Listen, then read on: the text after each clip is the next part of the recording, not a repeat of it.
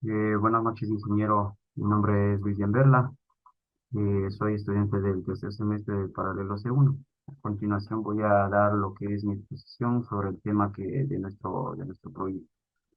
Se trata de los FPGAs. Entonces nos dice que son fin programable o gate arrays, o matrices de puertas programables en el campo. Son dispositivos semiconductores que se basan en una matriz de bloques lógicos configurables conectados a través de interconexiones programables. A continuación vamos a ver lo que son las matrices o las puertas programables. Entonces ahí podemos ver la imagen. Eh, Fueron inventados por Rodolph Feynman y Bernard Bohr Struimi en 1984 a partir de compuertas lógicas Andion, que son las que nosotros hemos utilizado también en lo que son nuestras prácticas, simulaciones.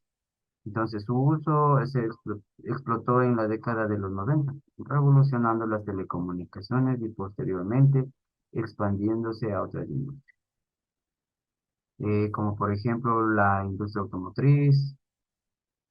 Este tipo de FPGA las encontramos en tarjetas de automóviles, de la misma manera las encontramos en tarjetas de red, o también nosotros las encontramos en circuitos para satélites, que es donde se ha podido implementar este tipo de FPGA.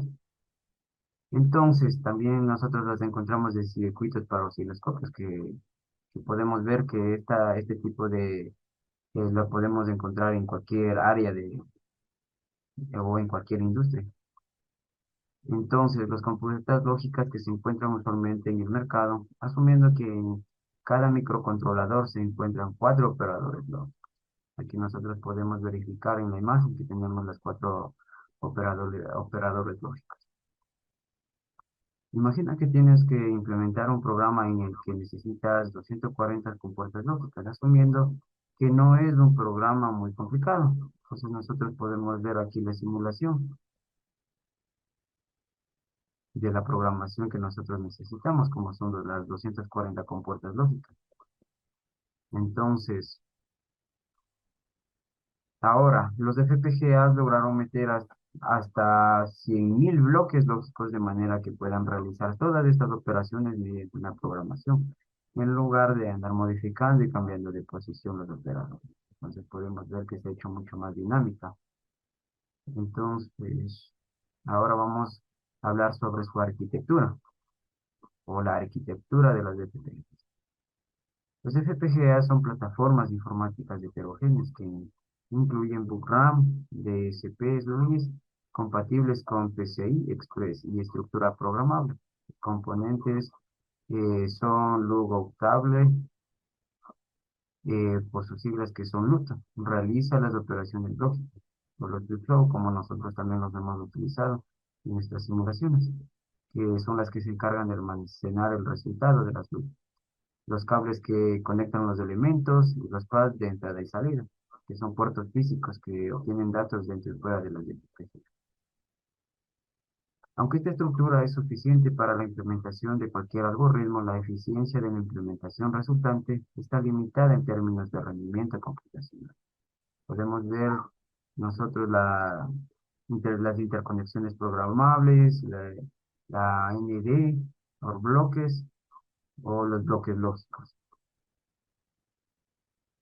La arquitectura de las FPGA contemporáneas incorporan los elementos básicos junto con bloques computacionales y de almacenamiento de datos adicionales que aumentan la densidad computacional y la eficiencia del dispositivo.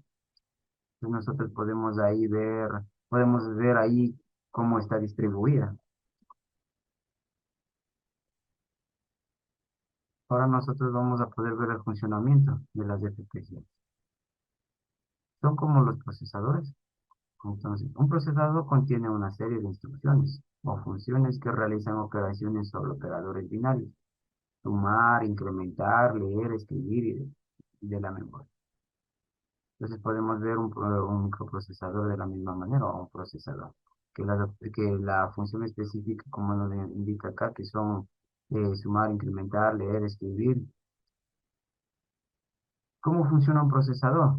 Ahora vamos a ver su funcionamiento. Aquí está la distribución, cómo funciona un procesador. Tiene la memoria interna, la memoria externa, tiene la función aritmética lógica, entonces está distribuida de esa manera. Un procesador contiene una pila de instrucciones que contiene el programa que va a ejecutarse en código de máquina y un reloj. El reloj marca los ciclos donde el procesador lee la pila de instrucciones, los valores necesarios, llama a la instrucción oportuna y ejecuta el cargo. ¿Cómo funciona una FPGA? Como se lo puede visualizar ahí, es por interconexiones programables, por las AND o bloques, y de la misma manera por los bloques lógicos. Se modifica una matriz de conexiones. Los bloques individuales están constituidos por elementos que se permiten adoptar distintas funciones de transferencia. Juntos, los distintos bloques unidos por las conexiones que programamos hacen que físicamente se constituya un circuito electrónico, de forma similar a como haríamos a un protoboard. Ahora vamos a ver la comparación de las FPGAs versus los procesadores. Vamos a ver los procesadores. Nos dice que tiene una estructura fija y modificamos su comportamiento a través del programa que realizamos, traduciendo en código de máquina. Las FPGAs a continuación entonces nos dice que se varía la estructura interna. A diferencia de los procesadores podemos ver que esta estructura es fija, pero en las FPGAs la estructura interna dice que varía la estructura, ¿verdad? Entonces, sintetizando uno o varios circuitos electrónicos en su interior. ¿Cómo programo un FPGA? Para programar un FPGA, los FPGA usan un tipo diferente de lenguaje denominado lenguaje descriptivo, en lugar de un lenguaje de programación. Entonces, haciendo que este tipo de FPGA no sea utilizado en este tipo de programación, como son Java, C++ o Python. Las HDL. Vamos a ver, para programar un FPGA se utiliza el lenguaje descriptivo de hardware HDL.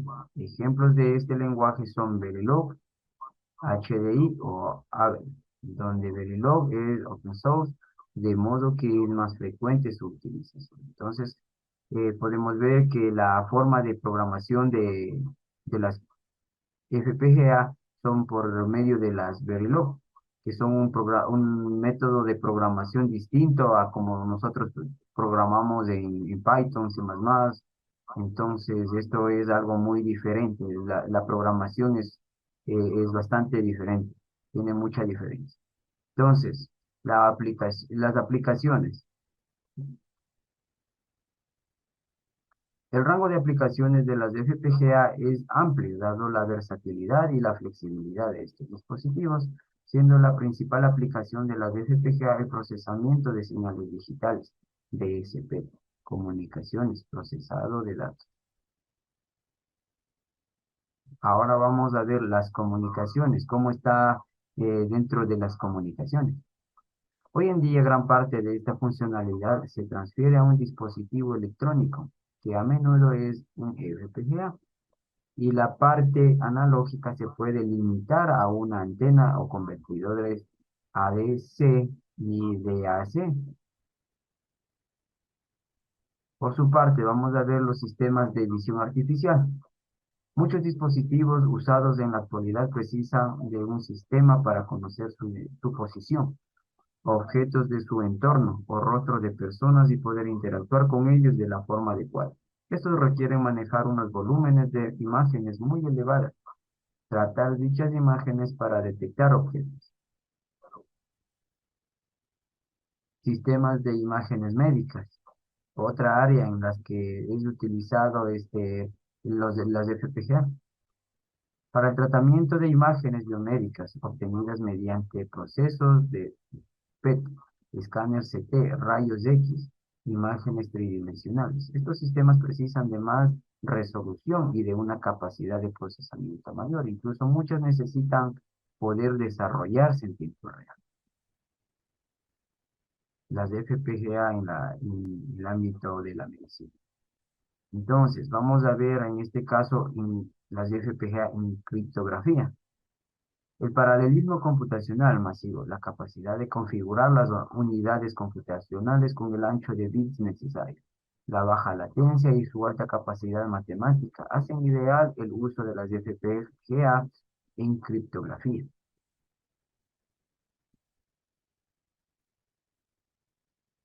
En la radioastronomía, para estudiar los fenómenos que ocurren en el espacio mediante la captación de la radiación electromagnética procedente de este, precisando el procesamiento de una gran cantidad de información. Reconocimiento de voz. El reconocimiento de la persona que habla es una técnica empleada en seguridad, sistemas de recuperación de información, etc. La FPGA resulta muy eficiente a la hora de realizar la comparación de la voz de una persona con unos patrones previamente almacenados. Control de ingeniería o ingeniería de control.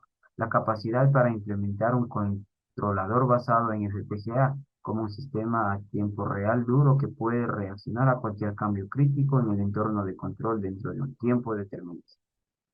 Entonces nosotros podemos ver en qué áreas está el funcionamiento de las FPGA. Hemos visto su funcionamiento, como su programación y en qué áreas de la tecnología, tanto en lo que son diferentes áreas como son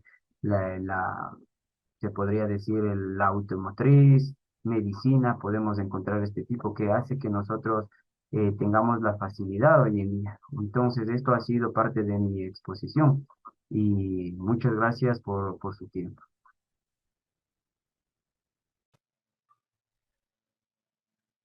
El microcontrolador. El microcontrolador es un circuito integrado digital que puede ser de usos muy diversos y es el componente principal de una aplicación embebida.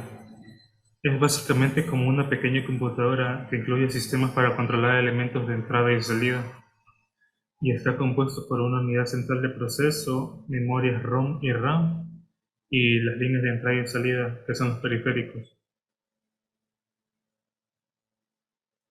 Acorde al Instituto Smithsoniano, Gary Bohm y Michael Cochran, ingenieros de Texas Instruments, crearon el primer microcontrolador alrededor del año 1971, llamado como el TMS-1000, cuya característica principal era su arquitectura de 4 bits con la función de ROM y RAM.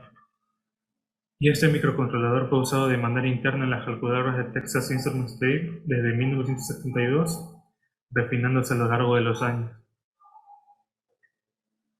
Un microcontrolador puede usarse para muchas aplicaciones, y algunas de ellas son manejo de sensores, juegos, calculadoras, avisos lumínicos, secuenciadores de LEDs, cerrojos electrónicos, controladores de motores, relojes, alarmas y robots. Y al clasificar los microcontroladores se consideran diferentes criterios de acuerdo a los bits, a las instrucciones y los tipos de memoria, y entre otros. Ahora, de acuerdo a sus bits, los podemos encontrar de 8, 16 o 32 bits. Cada uno de esos controladores es utilizado según la capacidad de bits que amerita el sistema. Por ejemplo, los sistemas automáticos requieren 32 bits. De acuerdo al tipo de instrucción, lo hay de indicaciones reducidas, los cuales se conocen como el código RI, RISC, y los de instrucciones difíciles. Y estos pueden hacer varias tareas simples a la vez. También los hay de acuerdo a la memoria, que se clasifican en hardware memory, architecture microcontroller y microcontrolador de arquitectura de memoria Princeton. Los microcontroladores de hoy en día están presentes en distintos espacios. Los podemos ver como en artefactos del hogar, de la industria, como microondas, televisores, equipos de sonido, computadoras, pero también nos beneficiamos de ese instrumento de la ingeniería electrónica cuando esperamos el cambio de la luz de semáforo. También en el campo industrial, muchos de los procesos de automatización que se desarrollan en las empresas se realizan gracias a los microcontroladores. La arquitectura de los microcontroladores. Aunque inicialmente todos los microcontroladores adoptaron la arquitectura clásica von Neumann, en este momento presente se impone la arquitectura Harvard. La arquitectura von Neumann se caracteriza por disponer una sola memoria principal, donde se almacenan datos de forma indistinta, y a dicha memoria se accede a través de un sistema de buses únicos. La arquitectura de Harvard. La arquitectura Harvard dispone de dos memorias independientes, una que contiene solo instrucciones y otra que contiene solo datos, y ambas disponen de sus respectivos sistemas de buses de acceso, y es posible realizar operaciones de accesos, que son como la lectura o escritura, simultáneamente en ambas memorias. Y la arquitectura tradicional de las computadoras y microprocesadores se basa en el esquema propuesto por John von Neumann, y en el cual la unidad central de proceso o CPU está conectada a una memoria única que contiene las instrucciones de programa y datos.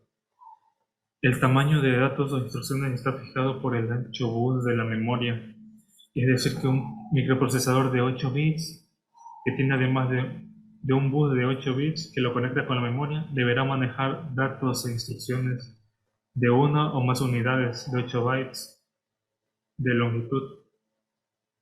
Cuando deba acceder a una instrucción o dato de más de un byte de longitud, deberá realizar más de un acceso a la memoria. Por otro lado, este bus único limita la velocidad de operación del microprocesador, ya que no se puede buscar de memoria una nueva instrucción, y antes de que finalicen las transferencias de datos que pudieran resultar de la instrucción anterior.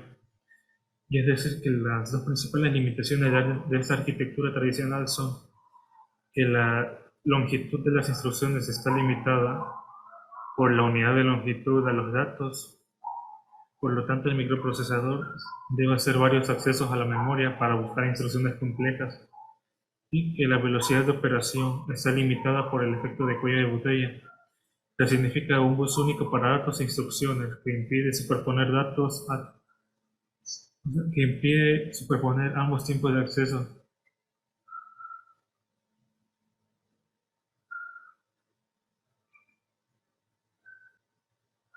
También la arquitectura conocida como Harvard consiste simplemente en un esquema en el que el CPU está conectado a dos memorias por intermedio de dos buses separados. Una de las memorias contiene solamente las instrucciones del programa y es llamada memoria de programa, y otra memoria solo almacena datos y es llamada memoria de datos. Y ambos buses son totalmente independientes y pueden ser de distintos anchos. Y para un procesador de set de instrucciones reducido o Reduced Instruction Set Computer, el set de instrucciones y el bus de la memoria del programa pueden diseñarse de manera tal que todas las instrucciones ocupen una sola posición de memoria. Y además, como los buses son independientes, el CPU puede estar accediendo a los datos para completar la ejecución de instrucción y al mismo tiempo estar leyendo la próxima instrucción a ejecutar. Se puede observar claramente que las principales ventajas de esta arquitectura son que el tamaño de las instrucciones no está relacionado con el de los datos, y que por lo tanto puede ser optimizado para cualquier instrucción que ocupe una sola posición de memoria de programa, logrando así una mayor velocidad y menor longitud de programa. Y que el tiempo de acceso a las instrucciones puede superponerse con el de los datos, logrando una mayor velocidad de operación. Y una pequeña desventaja de los procesadores con arquitectura Harvard es que debe ser necesario incluir en los programas, es que debe ser necesario poseer instrucciones especiales para acceder a las tablas de valores constantes que puede ser necesario incluir en los programas, ya que esas tablas se controlarán físicamente en la memoria del programa por ejemplo en la EEPROM de un microprocesador.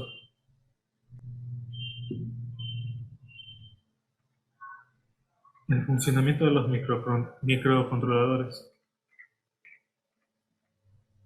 El microcontrolador tiene una estructura similar a la de un computador, es decir, que posee puertos o terminales de entrada y salida y memoria de almacenamiento y control. Sin embargo, para el funcionamiento de los microcontroladores es necesario analizar el hardware, ya que viene implementado en el chip y que pasa a usarlo se debe especificar el funcionamiento por software y a través de los programas que indique el fabricante. Y en una memoria se guardan los programas y un elemento llamado CPU que se encarga de procesar paso por paso las instrucciones del programa. Los lenguajes de programación que se usan para este fin son ensambladores y C. Pero antes de grabar un programa en un microcontrolador hay que compilarlo en sexagesimal, que es el formato con el que funciona. Los microcontroladores integrados dentro de otro dispositivo, con- normalmente que son productos de consumo, con lo que pueden controlar las funciones de dicho producto.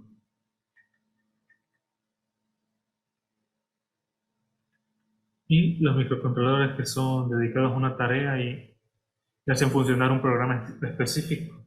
El programa se almacena en la memoria ROM y generalmente no cambia. También suele ser de dispositivos de baja potencia. Un ordenador suele ser de un dispositivo de bajo consumo eléctrico.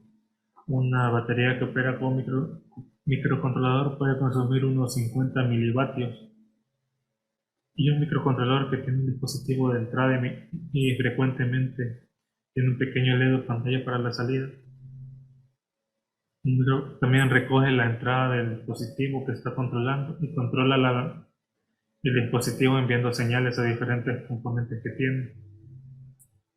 Un microcontrolador también puede ser de bajo coste y los componentes se eligen para minimizar el tamaño y para hacerlo más barato posible.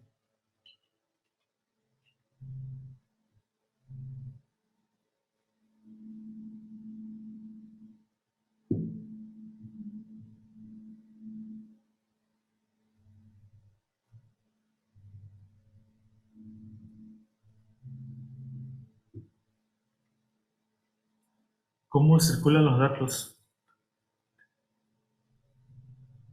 En la figura se representan los diagramas simplificados de la arquitectura interna del camino de los datos en el CPU de los microcontroladores PIC. Y este diagrama no puede representar con exactitud el circuito interno de estos microcontroladores, pero es exacto y claro desde la óptica del programador. La figura representa, la segunda figura, la 5B,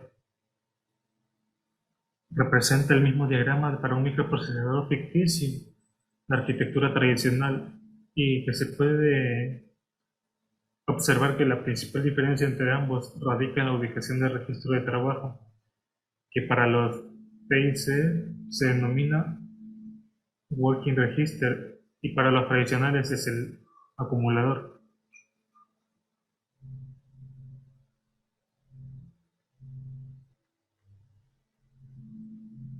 Las aplicaciones de los microcontroladores. Realmente es difícil mencionar en una sola categoría las aplicaciones de los microcontroladores, puesto que su uso es tan masivo como el hecho de que casi todas las personas de este mundo tienen al menos un reloj digital o algún electrodoméstico en casa. Sin embargo, entre las aplicaciones más evidentes se encuentran las siguientes. En la industria automóvil, que está el control de motor, alarmas, regulador de servofreno, dosificador, entre otros. También en las industrias electrodomésticas, que se encuentran los controles de calefacciones, lavadoras, cocinas eléctricas. También en la informática, como controlador de periféricos, por ejemplo, para controlar impresoras, plotters, cámaras, escáneres, terminales, unidades de disco, teclados, comunicaciones, etc. Y en la industria de la imagen y sonido, tratamiento de la imagen y sonido, el tratamiento de la imagen y sonido, el control de los motores de arrastre de los giradiscos, magnetófono, video, etc.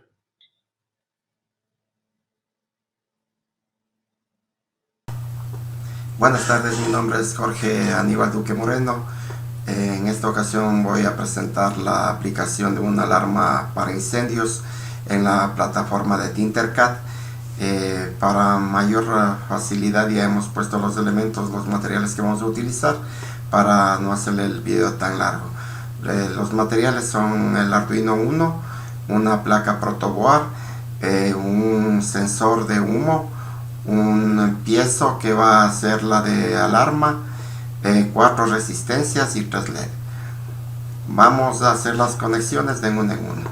Para nuestro piezo tenemos 6 pines. Los 3 pines, el B2, el H2 y el B1, deben estar conectados a alimentación. Por lo tanto, procedemos conectando al positivo. Entonces, para respetar los colores ya establecidos, el positivo es de color rojo y el negativo negro. Por lo tanto, en este caso vamos a cambiar el color. Lo mismo para el de acá. Listo. Las otras 3 entradas, la entrada A2, la entrada H1 y la entrada A1. La A1 tiene que estar mediante una resistencia hacia tierra. Esta es la que nos da el rango de medición de este sensor.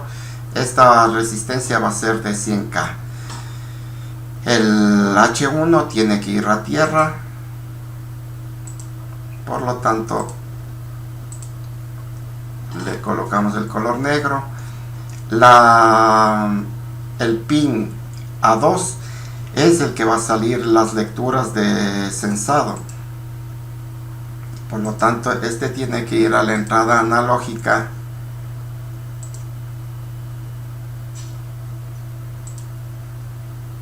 a la entrada A5 analógica de nuestro Arduino.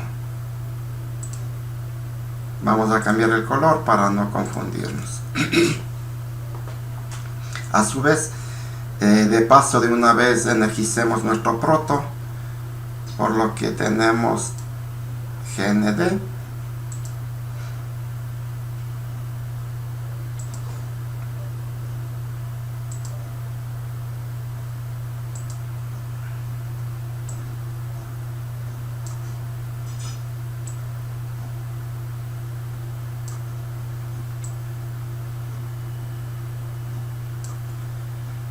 Entonces, también pongamos el color que es. Entonces ya tendríamos energizado GND de este lado de aquí y los 5 voltios con el que funcionaría.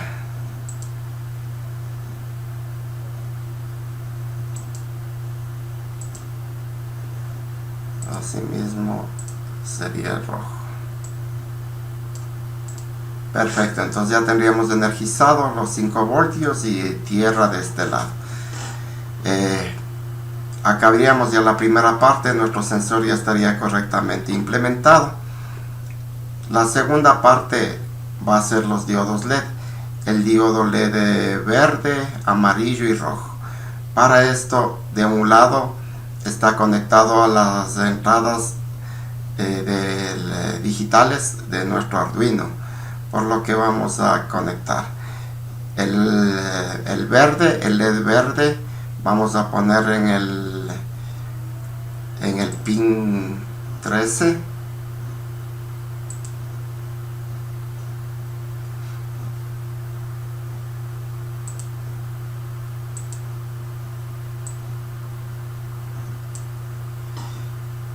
Y vamos a respetar el color de LED. Le vamos a poner color verde. siguiente sería el LED amarillo. El LED amarillo iría en el pin 12.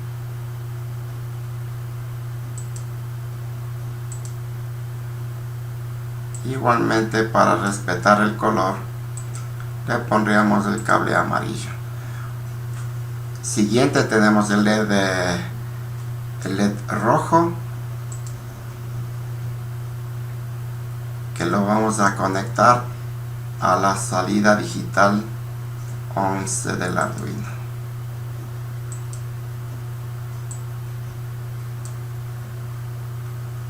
Y respetando el color, le vamos a poner rojo.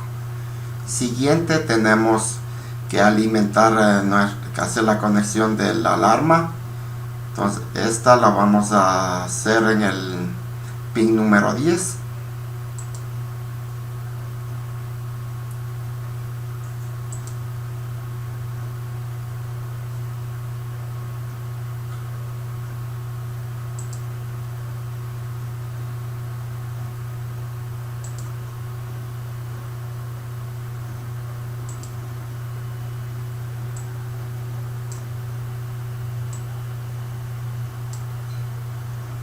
Perfecto, y le vamos a cambiar un color que, para no confundirnos, le vamos a poner un color morado. A su vez, este tendría que ir a la parte negativa.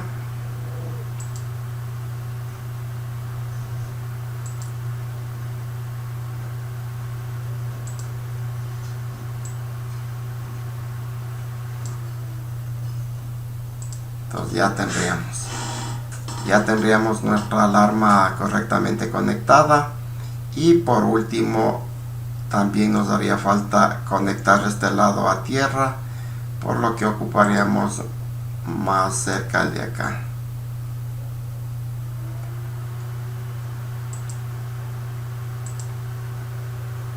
Listo, y le pondríamos, de acuerdo al código de color, el negro. Hasta ahí estaría nuestra alarma. Lo que tocaría simplemente es terminar con los LED. Los LED del lado de acá tendría que estar a tierra, tierra y tierra.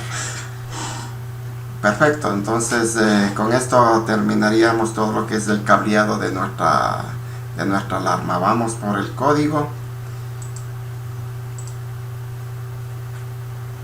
El código, en este caso, tendríamos lo siguiente.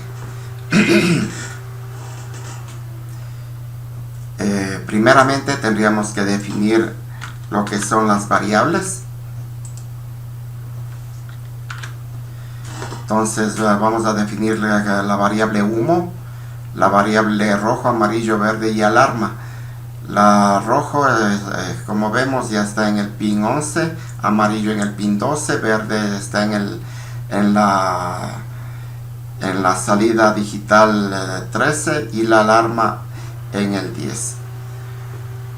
Entonces, a continuación, vamos a usar el comando void setup, que es el comando con el que ejecutamos nuestras acciones. Entonces el primer comando sería el serial begin, que nos ayuda nos va a indicar los datos en el terminal serial o en el monitor serie, es decir, ocupamos ese comando para que nos dé los datos aquí.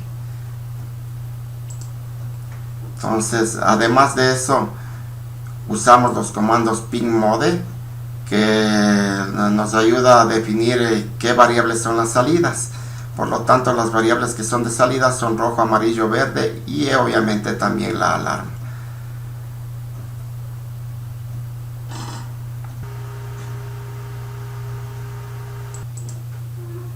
A continuación, haríamos nuestra función void loop, que esta es la que nos ayuda a la toma de datos. Entonces con esto ya lo único que nos queda es escribir nuestras condiciones. Para la presente alarma vamos a tener 3 condiciones, que son las siguientes.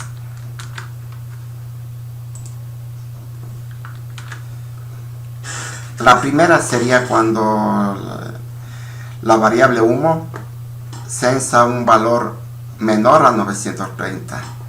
Cuando cense este valor a menos 930, lo que sucede es que se va a encender el verde, el LED verde, mientras el amarillo y el rojo van a permanecer apagados, igual que la alarma. Es lo que nos indica aquí. Se apaga el amarillo, se apaga el rojo y no existe ningún tono en la alarma. Luego de esto ocupamos el comando serial.println para por monitor escribir la palabra seguro, y serial print para escribir el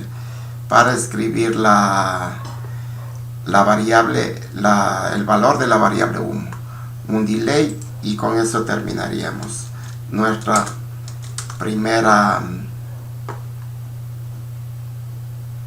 condición. Bueno, y ahora sí tenemos nuestra segunda condición, en la que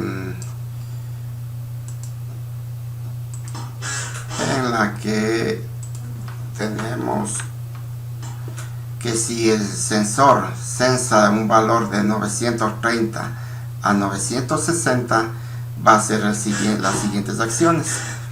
El verde va a apagarle, el amarillo va a encender, es decir que ya existe la presencia de una cantidad de humo, pero que no es considerable.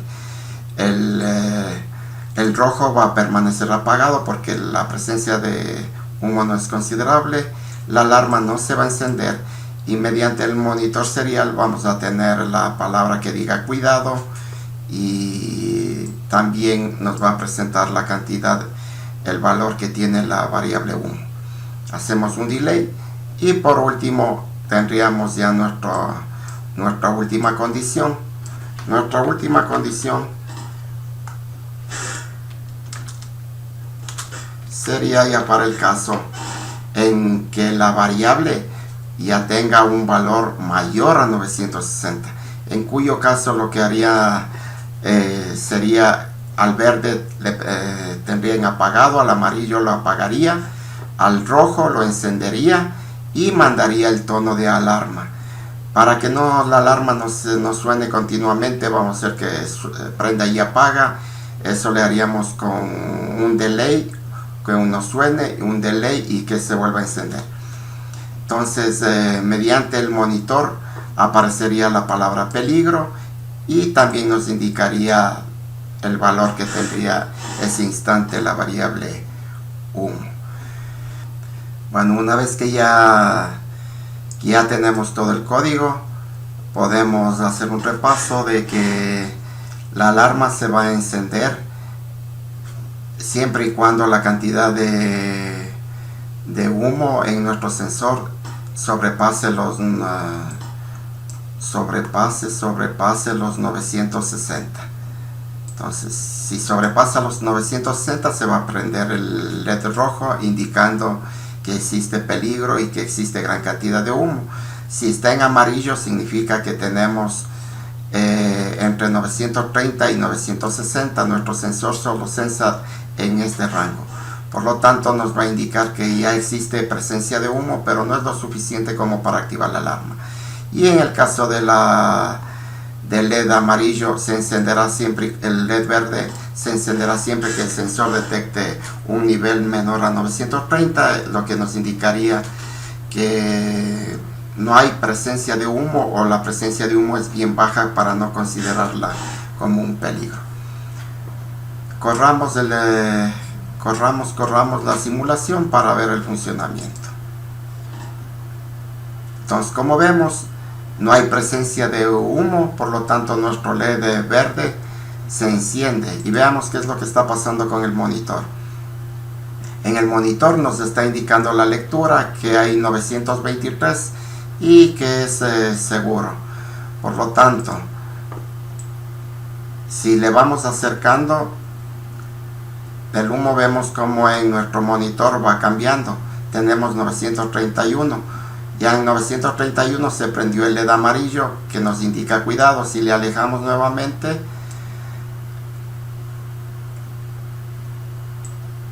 si alejamos, vemos que nuevamente cambia a seguro y se enciende el LED verde. Asimismo, vamos ingresando, vamos acercando la cantidad de humo, vemos que el LED verde se apaga y se enciende el amarillo, y el valor que está censando la variable humo en este instante es 952.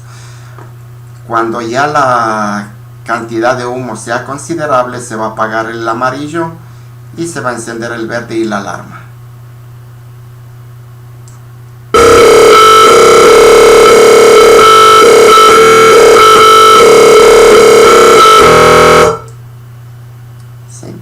Entonces, como vemos, dio peligro 980, podemos volverle a acercar. Ahí tenemos un anuncio ya que nos indica cuidado, que ya hay mayor cantidad de humo. Y si llegamos al umbral,